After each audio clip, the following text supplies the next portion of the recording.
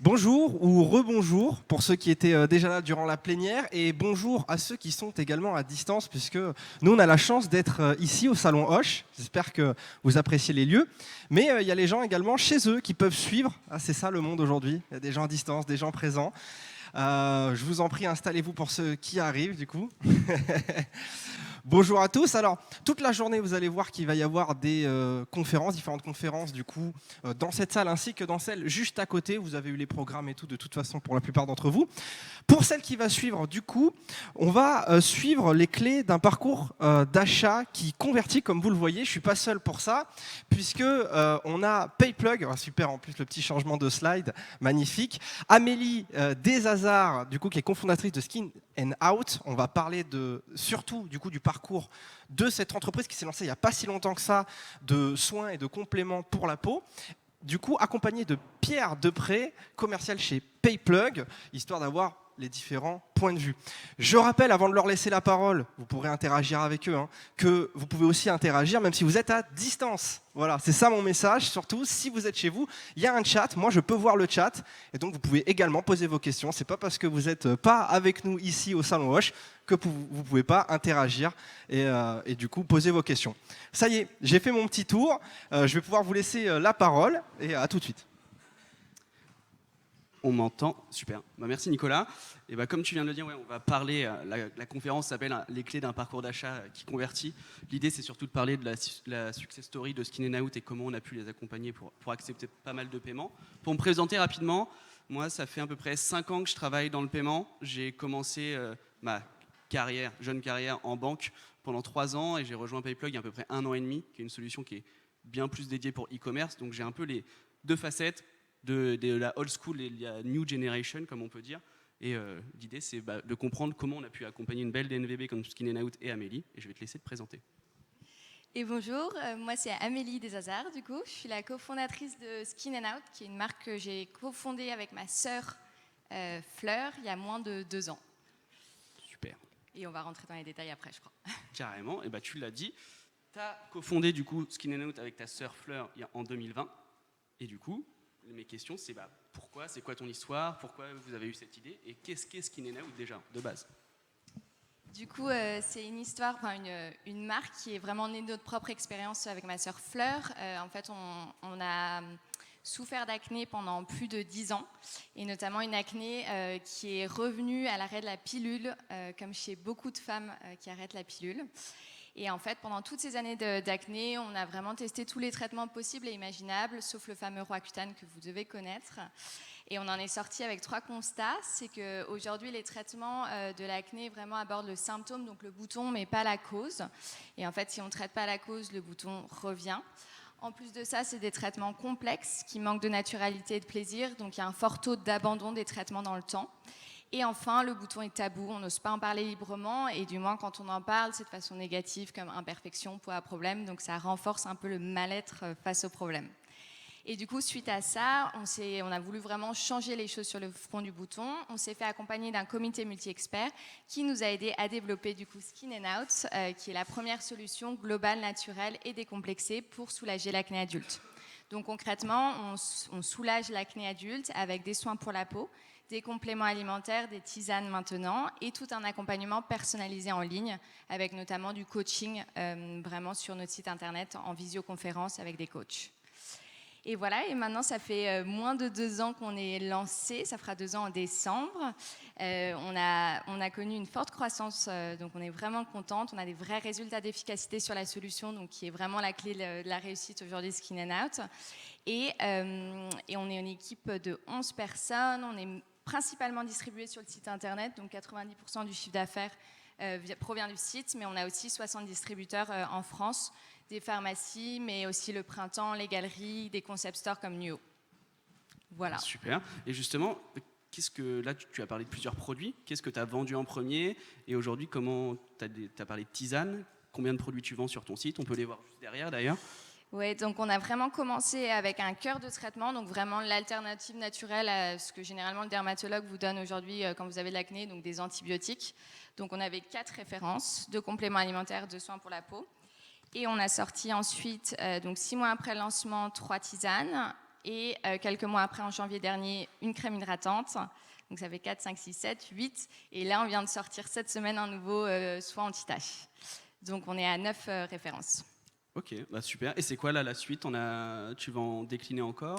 Oui, bah là le but c'est vraiment d'accélérer. Nous on veut vraiment remplir les salles de bain et les placards de cuisine des personnes qui ont de l'acné pour vraiment avoir la solution la plus globale et du coup la plus efficace possible. Donc on veut sortir des produits, mais aussi la clé et un retour qu'on a beaucoup, notamment sur le site internet, c'est que les gens aiment beaucoup aussi le fait qu'on a une gamme courte et facilement compréhensible. Et contrairement à pas mal de marques de cosmétiques qui proposent plein de produits, nous c'est assez court et du coup ça facilite la compréhension et l'achat. Donc on veut étendre sans être trop non plus gros. D'accord. Okay, bah super. Et là justement, tu nous as parlé du lancement, du fait que tu déclines de plus en plus de gammes. Je suppose qu'en 2 ans, tu as eu plusieurs challenges. On va parler d'acquisition. Je ne sais pas s'il y a des marchands dans la salle ou alors des prestataires.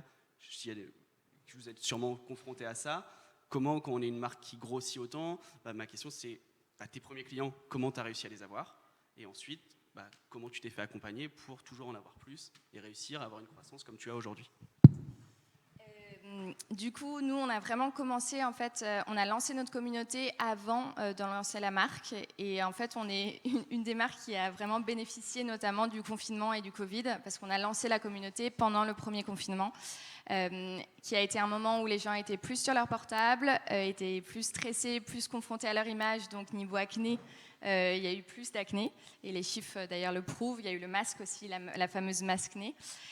Donc du coup, cette communauté qu'on a lancée vraiment avec un côté pédagogique en fait, où on faisait intervenir des médecins, des experts pour parler acné, on faisait des posts où on donnait des conseils et tout, a vraiment pris très rapidement. Et en fait, au lancement sur Ulule en octobre du coup 2020, donc on a d'abord lancé en octobre 2020 sur Ulule et ensuite on a ouvert le site en décembre 2020. On avait déjà 8000 abonnés sur Instagram. Donc ça a vraiment été nos premiers clients engagés. Donc ça a été la première vague. Et en fait, nous, la clé sur l'acné, c'est quand même le résultat. Donc ça a vraiment ensuite pris le jour où les premiers gens fidèles ont testé la solution, ont vu des résultats, ont commencé à mettre des avis, nous ont envoyé des photos avant maintenant, ont commencé à en parler. Et là, on a vraiment vu la deuxième vague de croissance qui est arrivée. Très clair, donc beaucoup de bouche à oreille. Bouche à oreille, donc vraiment décembre ça a commencé doucement et du coup 3 mois après en mars, accompagné de Brut, où on a eu la chance de passer sur Brut et on a eu aujourd'hui plus d'1 million de vues et en parallèle le lancement aussi de tout ce qui est pub Facebook et SEA. Ça a fait la deuxième vague de croissance. Voilà. Ouais, parce que du coup, je suppose que le bouche à oreille, c'est bien, mais ça t'invite aussi ses limites. Donc forcément, tu es obligé de te faire accompagner par des agences professionnelles. Ouais. À quel moment tu t'es dit, voilà, là j'ai besoin d'une agence? Pourquoi? Avec qui tu bosses? Du coup, c'est au moment de Brut où on a eu pas mal de conseils de personnes qui nous disaient vous allez avoir beaucoup de monde qui viennent sur le site et donc il faut optimiser ce trafic et notamment grâce à tout ce qui est pub, SEA. Et on s'est dit go, on tente. On a été accompagné par une super agence qui nous suit toujours aujourd'hui qui s'appelle StrideUp. Et voilà, et donc du coup on a commencé tout ce qui est pub, ça marche principalement sur tout ce qui est Facebook et je pense que nous notre valeur, notre clé de réussite là-dessus c'est que vraiment on garde tout ce qui est créa de pub en interne pour vraiment avoir une autre force de proposition et une autre direction artistique et rester en cohérence avec l'image de marque. Très clair. Moi, ce que je trouve fou, c'est, tu dis, ça fait 2 ans que tu existes, tu as une croissance qui est assez folle. Là où j'ai la chance, moi, de pouvoir côtoyer énormément d'e-commerçants au quotidien, je parle avec beaucoup de DNVB qui arrivent à croître à des vitesses phénoménales parce qu'elles ont révolutionné un peu le système de communiquer, justement en direct to consumer, où elles vont créer des communautés Insta, elles vont créer même TikTok. Je ne sais pas si tu es sur TikTok, mais... On essaye, ouais. Voilà, de toute façon, c'est un peu... Il y a des codes, mais il faut une vidéo qui marche. Après, peut-être que ça va... qu'il y a un engrenage qui va bien fonctionner, ou alors plus traditionnellement des TPE, PME qui, elles, peinent après le Covid, parce que tu as parlé du Covid, qui a été vraiment un booster pour certains e-commerçants, mais qui maintenant, soit ça stagne, soit ça baisse un peu pour les TPE un peu traditionnels.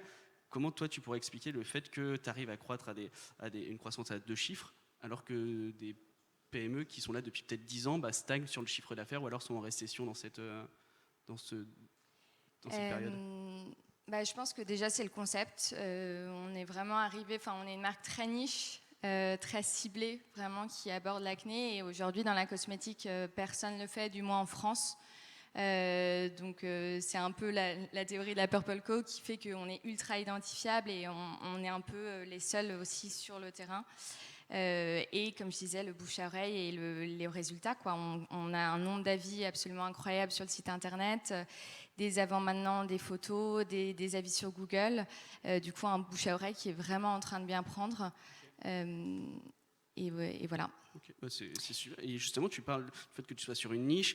Moi, je connais plein de marques de cosmétiques. Est-ce qu'il y a des marques dont tu étais inspiré pour soit prendre un peu sur des exemples d'un site internet, soit des campagnes de com Comment tu t'inspires au quotidien? J'ai eu la chance de vivre aux États-Unis avec Fleur. On a vécu longtemps quand on était jeunes et du coup on est très inspiré par les Américains qui sont quand même très très forts là-dessus.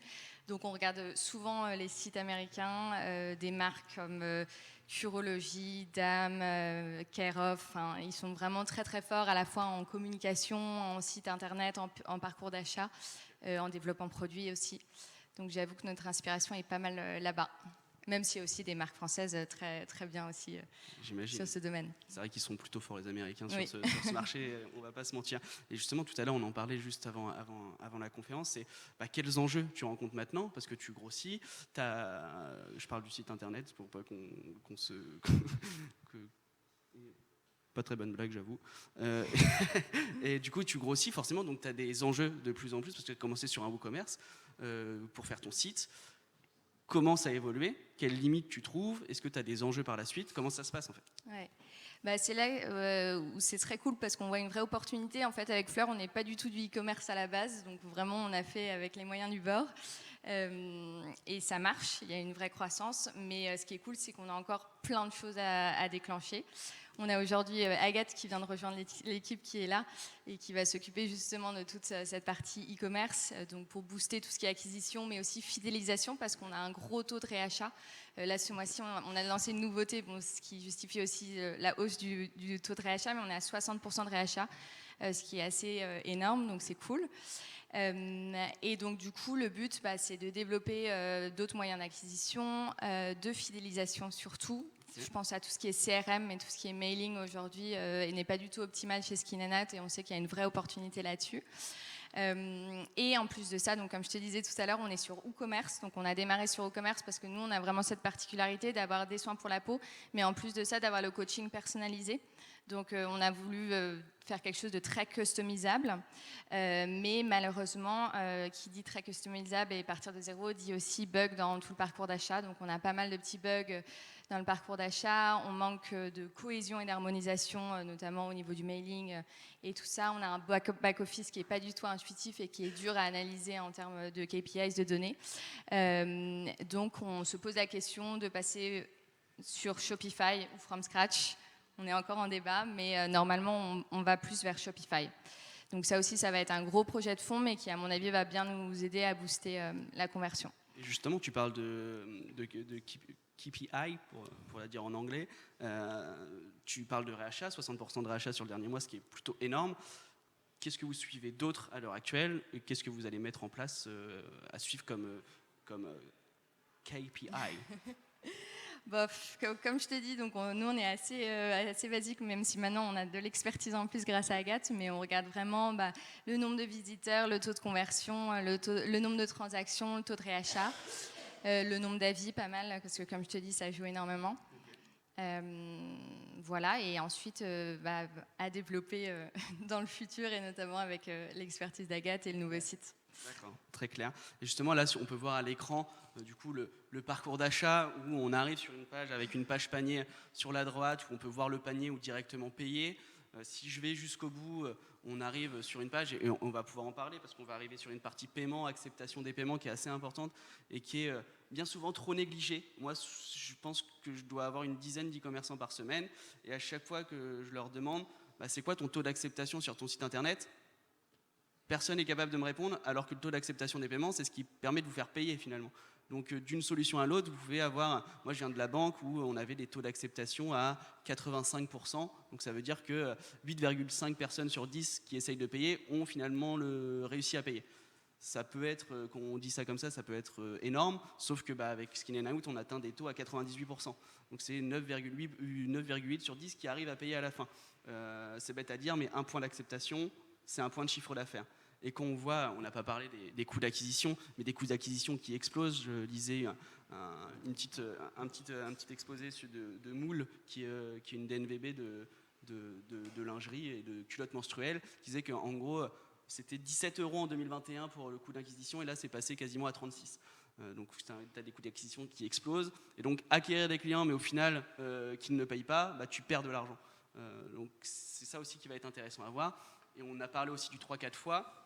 Et pour donner des petites stats, je ne sais pas si on peut dévoiler, tu as des paniers moyens forcément aux alentours de 60 €, comme c'est de la skincare, etc. Et quand on parle d'un panier en 3 fois garanti, donc ça veut dire que tu reçois les fonds directement le lendemain, comme si c'était un one-shot, et si la personne ne paye pas ses mensualités, c'est nous qui gérons la fraude, toi tu as reçu tes sous, donc c'est tant mieux pour toi. Et le panier moyen double, il est à près de 130 €. Alors, donc on a quand même un delta de plus du double, ce qui est plutôt pas mal. C'est vrai que le paiement en 3-4 fois, ça a vraiment été un levier pour nous, parce que notamment un des produits qu'on recommande le plus et qui est le plus acheté, c'est la bento, qui est quand même à un prix d'entrée de 115 €, donc assez élevé. Donc ça a été vraiment un vrai levier pour booster l'achat de la bento. Oui, totalement. Quand tu passes les 100 €, les gens aiment bien. Et tu penses que c'est un soin qui dure combien de temps, la bento ? 2 mois, 2 ou 3 mois. En plus, du coup, c'est parfait, tu peux payer en plusieurs fois sur le temps du traitement. Donc évidemment, c'est plutôt cool. Et dans l'idée, après, donc là, je reste toujours sur le parcours d'achat. J'arrive, je valide, je mets mes infos, je continue. On arrive sur la page de sélection de la livraison. Donc là, j'ai dû faire un schéma en point relais. Et ensuite, on peut enfin payer. Donc, comme tu l'as dit, effectivement, sur WooCommerce, il y a quand même pas mal d'étapes qui pourraient peut-être être optimisées sur d'autres CMS ou alors from scratch, comme tu as pu le dire. Et quand je clique sur payer, j'arrive sur une page personnalisée, vraiment brandée à la marque. Donc ça, forcément, ça plaît aux clients parce que la plupart des solutions, moi, quand je bossais dans la banque, ça quittait le site, mais c'était brandé aux couleurs pour la citer, la Société Générale.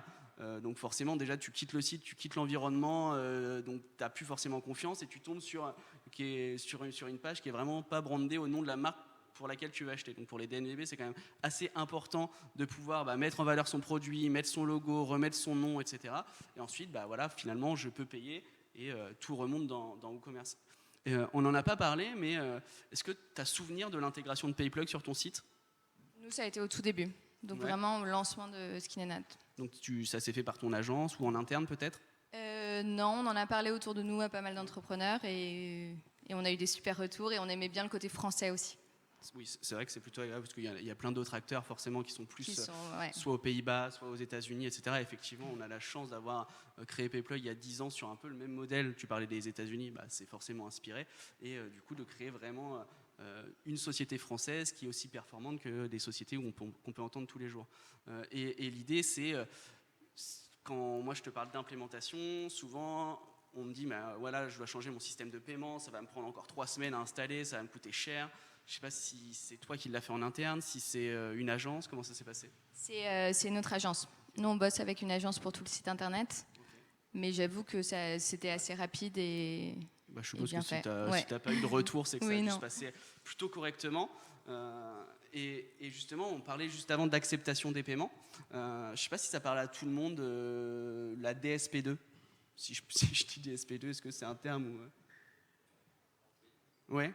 Donc c'est pour être un peu plus explicite, c'est le fait que normalement tous les paniers au-dessus de 30 € doivent être soumis à un code 3D Secure. Donc c'est la petite notification que vous recevez de votre banque en disant tapez le code, mettez votre Face ID et là vous allez enfin pouvoir payer. Et en fait ça vient rajouter un frein qui est assez énorme à l'achat, parce que moi, imaginons, je commande sur mon PC en bas et j'ai laissé mon téléphone dans ma chambre, j'ai pas forcément mon code sur moi et du coup je peux pas finaliser mon achat. Bon, ça va, j'ai des escaliers à monter, donc c'est pas la mort, mais des fois je ne reçois pas non plus le code. Et donc là, nous, en fait, on a développé, avec l'aide de l'Union européenne, qui nous a quand même donné une enveloppe assez conséquente pour développer ce qu'on appelle un Smart 3D Secure. Et en fait, on vient se baser sur un scoring, parce qu'aujourd'hui, PayPlug, c'est 19 000 e-commerçants. On a aussi gagné l'appel d'offres pour être la billetterie des Jeux Olympiques 2024, donc on est très content de ça. Et en fait, on va se baser sur vraiment un historique de transactions existants. On est aussi affilié à la Banque Populaire Caisse d'Épargne, donc on a vraiment une expérience acquéreur. Et on va pouvoir dire, en fait, cette carte-là, je la connais, je connais cette personne, c'est pas un fraudeur parce qu'il a payé plusieurs fois, il n'a jamais fait une opposition sur carte, etc. Donc là, on va pouvoir lui permettre de pousser un parcours d'achat sans friction, jusqu'à un certain montant, bien évidemment, qu'on pourra définir. Et en fait, on va lui pousser un parcours d'achat sans 3D Secure. Et ça, aujourd'hui, on appelle ça du frictionless, donc sans friction. Et avec Skin & Out, on atteint des taux assez records parce qu'on a 75% des commandes qui ne passent pas par 3D Secure. Ce qui fait que forcément, moins il y a de 3D Secure, plus il y a de conversion et plus il y a d'acceptation. Et c'est pour ça qu'on arrive à des taux de 98% d'acceptation qui sont juste énormes et que tu n'aurais jamais chez une banque traditionnelle, par exemple. Donc c'est ça qui fait la différence. Et là, on ne le voit pas. Et tu me parlais de réachat. Et par exemple, tu n'as pas activé le one-click sur ton site. Non. Est-ce que tu sais ce qu'est le one-click ? C'est comme sur Amazon, j'imagine. Tout à fait. En gros, là, tu pourrais permettre à ton client d'enregistrer sa carte. Et comme ça, la prochaine fois qu'il revient, il n'a même pas besoin de remettre sa carte. Parce que dans son compte, il pourra directement payer. Donc voilà. Sur tout ce qu'on vient de dire, est-ce que tu as des choses à rajouter ? Non, moi ça me semble super clair. Est-ce que pour vous aussi c'est clair ? Est-ce que vous avez des questions sur tout ce qu'on a pu dire, sur l'histoire de la marque, la success story ? Peut-être ? Ouais.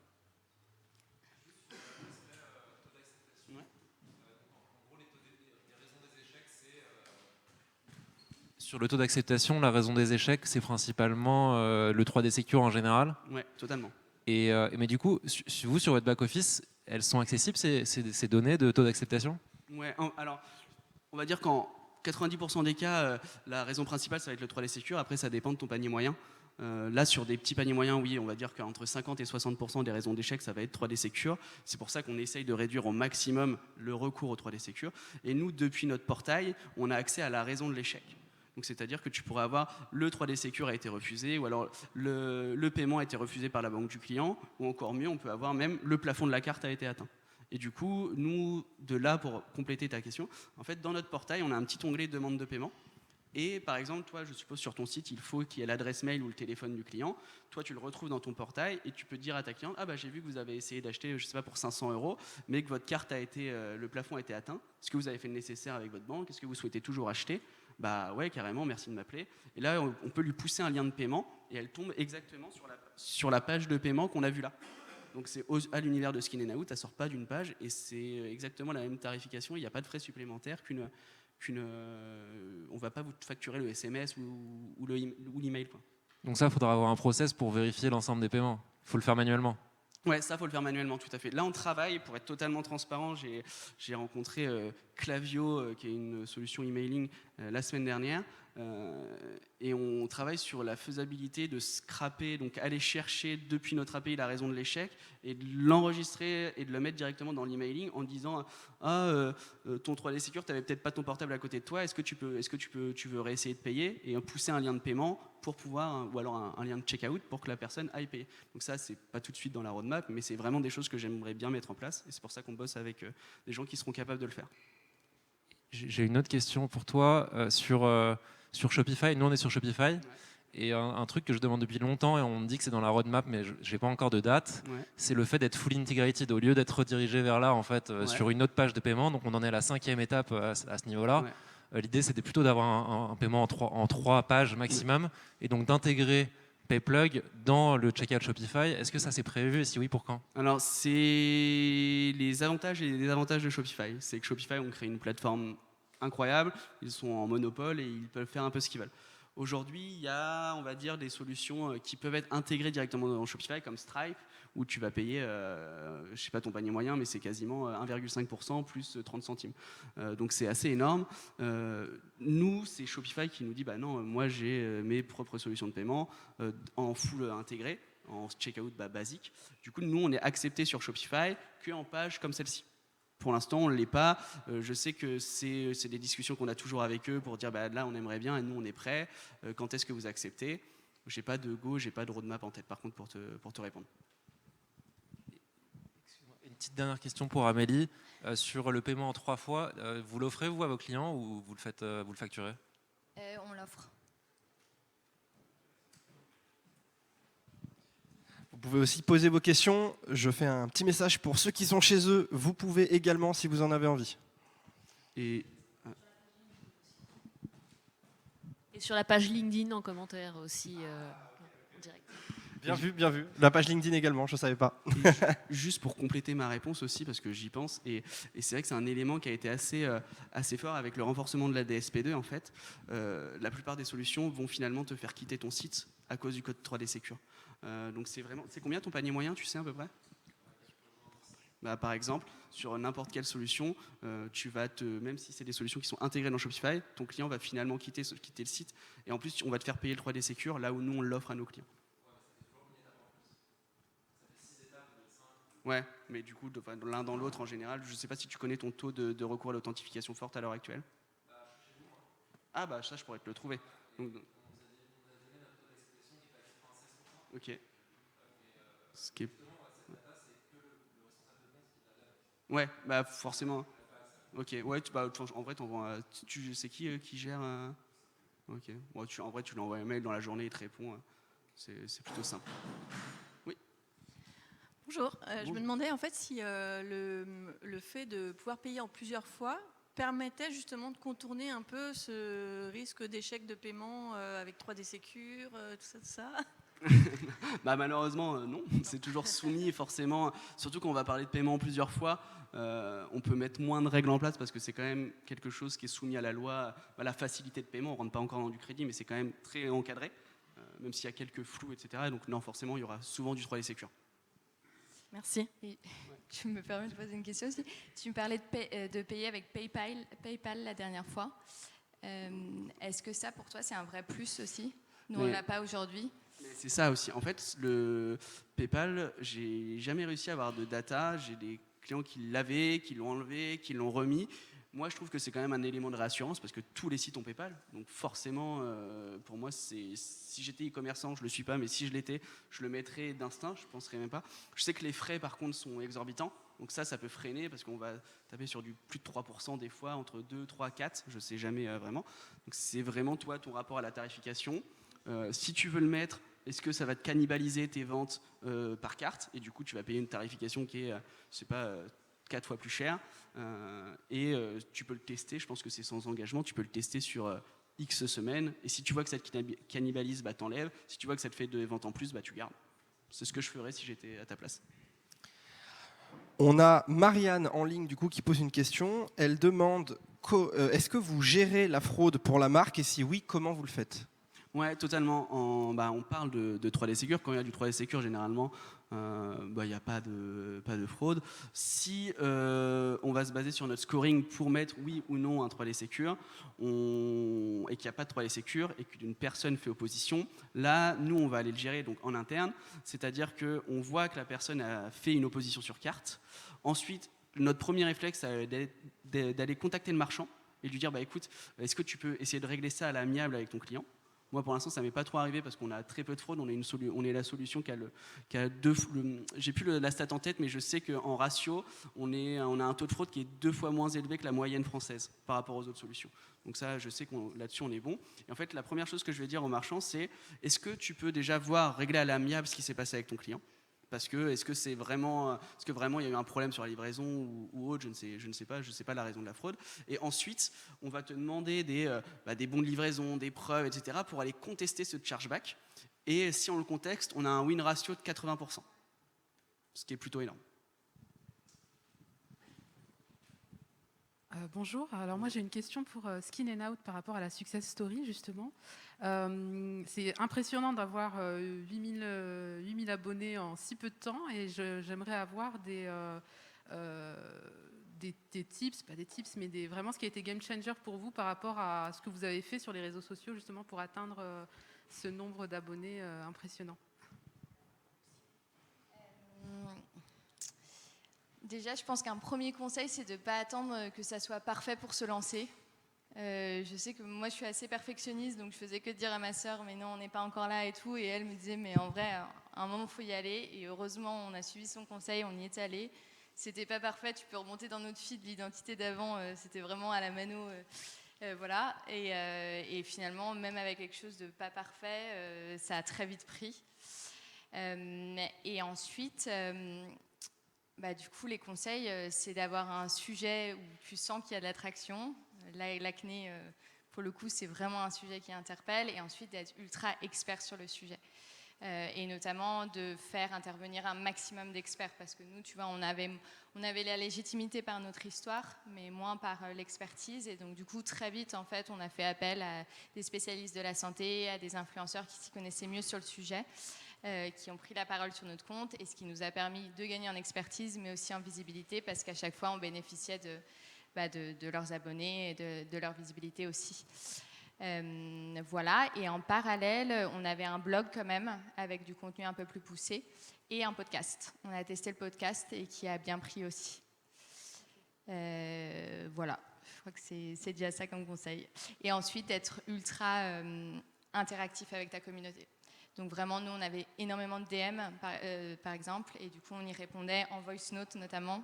Les gens aimaient beaucoup aussi le côté incarné, où vraiment, nous, on était très présentes, on était derrière les messages, on répondait à tous les toutes les DM en voice note. C'était des questions liées vraiment au problème d'acné, comment c'était plus du comment. En fait, c'est là où le sujet est génial, c'est que l'acné, les gens, ils ont besoin d'expertise, ils ont besoin de présence, de réassurance. Donc là-dessus, il y avait une vraie demande et un vrai besoin. Donc on a été un peu psy-experte pendant des années, on l'est aujourd'hui encore parce qu'on répond aux messages toujours en voice note et on y tient parce qu'on trouve ça super important de garder le contact. Mais c'est incroyable le nombre de messages et le nombre de besoins de conseils. Ok, merci beaucoup. Et tu faisais appel à quel type d'influenceurs? Parce que tu as parlé d'influenceurs. Qu'est-ce que tu conseillerais, toi? Alors nous, on a donc déjà tout le réseau de spécialistes de la santé médecine douce, donc naturopathes, nutritionnistes et tout, qui sont de plus en plus des influenceurs. Ensuite, on a ce qu'on appelle les skin intellectuals, c'est les influenceurs très spécialisés dans la cosmétique, le soin. Et ensuite, on a des gens un peu plus lifestyle, mais en fait qui ont de l'acné. Nous, on cible vraiment les gens qui ont de l'acné, qui ont besoin d'être accompagnés et qui vont tester et dire que ça marche. Très clair. On a le temps pour potentiellement une dernière question.